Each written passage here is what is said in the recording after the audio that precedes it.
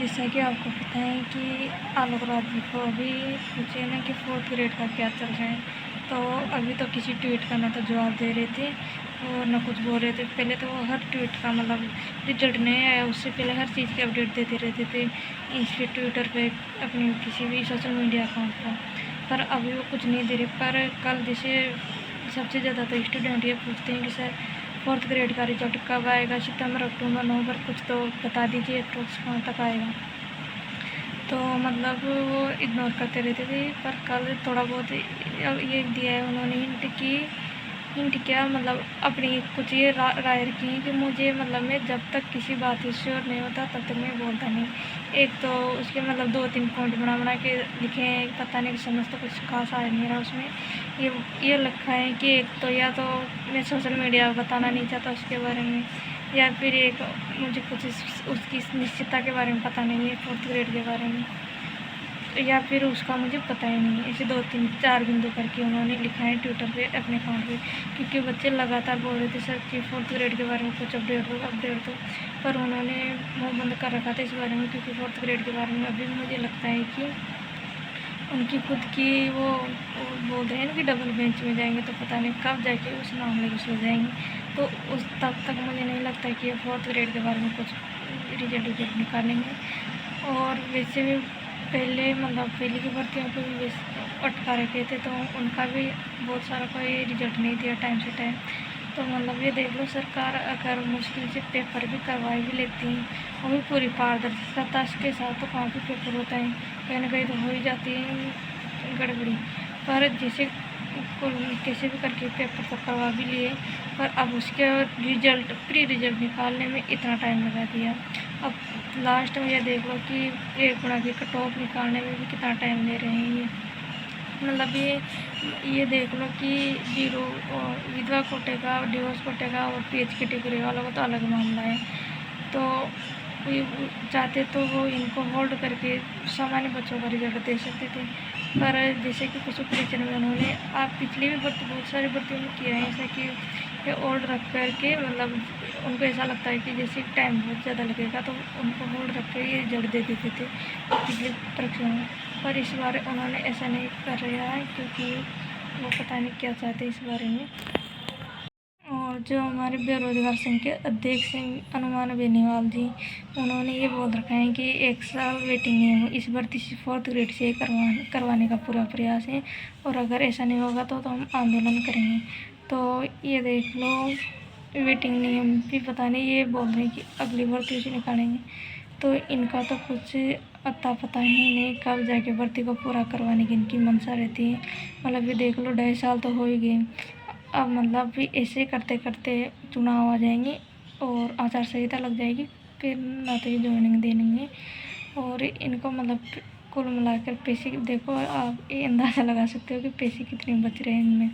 तो इनकी मेन मंशा ये होती है, क्योंकि ये देख लो रिजल्ट आने में इतना भी टाइम लगता है क्या, जबकि रिजल्ट बना के ये DV करवाने में भी इतना टाइम लगेगा। धीरे धीरे चलो DV में तो होता है, पर ये PH कैंडिडेट की मेडिकल की डेट इतनी दूर दूर क्यों दे रखे हैं इतने। अगर इनको करवाना होता भर्ती को जल्दी, तो ये जल्दी भी करवा सकते थे। पर बच्चों को इतनी लंबी डेट नवंबर दिसंबर तक की PH कैंडिडेट को डेट दे रखे हैं मेडिकल की, तो उस हिसाब से ये कब जाके भर्ती को पूरा करवाएंगे। तो मतलब मेन बात तो ये है कि सरकार ये कर्मचारी चयन बोर्ड हर भर्ती में इतना डिले करता है, मतलब खुद के पैसे बचाने के लिए करता है।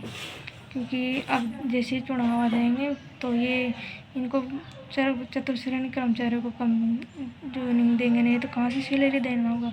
तो ऐसे पैसे बच जाएंगे इनके, और जो अब लास्ट तक जाके देंगे ये मुझे लगता है कि चुनाव तक, तो फिर इस भर्ती का बोझ अगली सरकार के ऊपर डाल देंगे कि वो देखिए अपने हिसाब से वो तेल हो जाएंगे। तो अगर ये इनकी ऐसे मंशा है तो इनको आपको लगता है कि फिर भी अब और सरकार आ सकती है कि ये वाली वापस, क्योंकि इनको ये देख लो ये ढंग से पिछले साल से मतलब भर्तियाँ तो इतनी निकाल रहे हैं, पर उनको जल्दी करवाने की इनकी मंशा नहीं रहती कि इनको जल्दी निपटा भी लें। एक से एक निकालते तो जाते हैं, पर मतलब ये देख लो बहुत धीरे धीरे धीरे धीरे करके निकालते हैं रिजल्ट। और मतलब उस कंडीशन में मतलब बच्चों पे मेंटली कितना प्रेशर होता है, इनको ये पता नहीं। अब बच्चे पढ़े भी सही, एग्ज़ाम दे और आंदोलन, अगर ये रिजल्ट नहीं निकाले तो आंदोलन करने भी जाए। मतलब ये देख लो इस देश की जनता के साथ क्या हो रहा है कि मतलब एक आदमी क्या क्या काम कर सकता है, फिर कैसे पढ़ाई होगी। जो ये जैसे थर्ड ग्रेड भर्ती आ रही है, ये बड़ी है भर्ती थोड़ी, तो मुझे लगता है कि ये पहले इनको ज्वाइनिंग देंगे, पर इनको भी ज्वाइनिंग कब देगी। इन्होंने तो रिजल्ट ही इतनी धीरे धीरे डिले कर करके निकला रखे हैं कि पता नहीं कब। अब ये लेवल फर्स्ट वालों का 10-11 जून को बता रहे कि वहाँ जाके देंगे रिजल्ट। तो मतलब ये देख लो बच्चों पे मतलब ये थोड़ा बहुत इनको मतलब पहले जिनका रिजल्ट निकाल दिया, जो इंतज़ार करते हैं, कितना मेंटली डिस्टर्ब होता है कि कब रिजल्ट आएगा। और वो भी उस रिजल्ट में पता नहीं कि किसका सिलेक्शन होगा, पर झूल तो सारे बच्चे रहे ना उनके भरोसे। और ये देख लो एग्ज़ाम लगने के बाद में ज्वाइनिंग तक कितनी पूरी कंडीशन होती है बच्चों की, जिनका अगर सिलेक्शन हो रखा है, सिलेक्शन के आसपास नंबर है और उनको ज्वाइनिंग नहीं देते हैं ये लोग। एक तो समाज से, आसपास परिवार से, पड़ोसियों से वैसे ही परेशान होते हैं, और ऊपर से ये अगर जो भाई अगर किराए के रूम में रहता है ना, अगर मतलब ये देख लो लड़कों को तो शायद ज़्यादा कुछ परेशानी नहीं होती होगी, पर जो फैमिली के साथ रहते हैं, फिर जहाँ पर फैमिली रहती है उन फैमिली को मतलब किराए पे देते हैं और वहाँ पे जाके बच्चे रहते हैं। क्योंकि ये देख लो एक तो 3-4 हज़ार से तो कम अभी रूम मिल रहे हैं किसी भी सिटी में चले जाओ, तो मतलब 3-4 हज़ार का रूम, फिर उस पर खाने पीने का खर्चा 5-6 हज़ार बैठ जाते हैं अगर मंथ में, अगर ढंग से देखे तो। उस पर भी बच्चों का एक ट्रेंड चल रहा है कि सब लाइब्रेरी ज्वाइन कर लेते हैं, क्योंकि पर मुझे ये नहीं लगता कि ये लाइब्रेरी ज़्यादा ज्वाइन करने से ये बात ये हो सकता है कि यहाँ पर जैसे मतलब सब बच्चे पढ़ते रहते हैं तो वैसे ध्यान लग जाए, पर ये ज़रूरी नहीं है कि जो लाइब्रेरी जाते हैं उनका सबका सिलेक्शन हो। जो मतलब घर पे बैठ के पढ़ाई कर सकता है, घर जहाँ शांत माहौल हो, ज़्यादा डिस्टर्बिंग हो, मेंटली डिस्टर्ब करने वाले नहीं है। मैं अभी मेंटली डिस्टर्ब भी अलग अलग तरह से किसी के ऊपर, तो फैमिली का भी मेंटली डिस्टर्बिंग तो समस्या रहती है। और ये देख लो मतलब फैमिली की समस्या, और अगर वो किराए के मकान पर रहते हैं तो वहाँ किराएदार के मकान मालिक चिक चिक करे, उसकी और ज़्यादा समस्या। तो ये देख लो एक सरकारी नौकरी करने के लिए कितना मतलब कितना ज़्यादा ये करना पड़ता है हर जगह पे। मतलब पूरी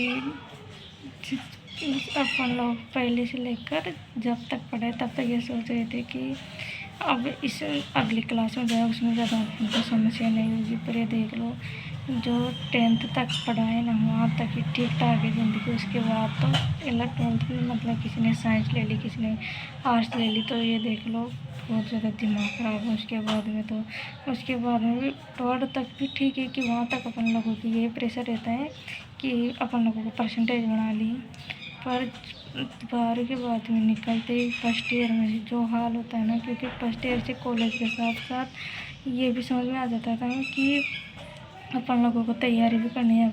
तो अलग एक तो कॉलेज वाले अलग पढ़ाई करें और उसके साथ साथ तैयारी भी करें, और फिर अगर बाहर रह रहे हैं तो उसका और अलग इतना एक्स्ट्रा खर्चा उठाए। और वो ये देख लो अगर जिनके मतलब फैमिली किसान है, तो किसान लोग तो ऐसा इतना खर्चा उठा ही नहीं सकते, तो मतलब उनके बच्चों का तो फिर पढ़ना रही इतने दिनों बाहर रहना कैसा संभव होता है।